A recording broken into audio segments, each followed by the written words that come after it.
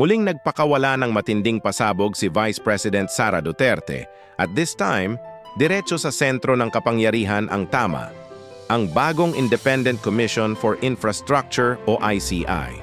Para kay VP Sara, hindi ito para sa katotohanan, kundi para kontrolin ang kwento ng korupsyon. Isang palabas lang daw para pabanguhin ang imahe ng Administrasyong Marcos Jr., may punto si VP Sara. Kung seryoso ang palasyo sa paglaban sa katiwalian, bakit kailangan pa ng bagong komisyon?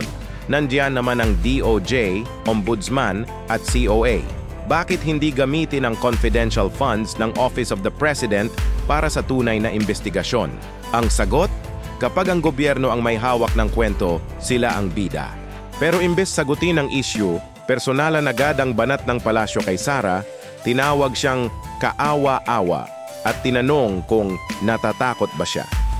Ang tanong, may karapatan bang magtanong ang Vice-Presidente kung saan napupunta ang bilyon-bilyong pondo? Ang sagot ay oo, pero sa halip na transparency, takot ang isinasagot. Kaya malinaw ang mensahe ni VP Sara. Ang ICI ay hindi para sa hustisya, kundi para sa imahe. Ano sa tingin nyo?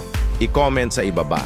Huwag kalimutang mag-like, share at subscribe para sa mas marami pang matap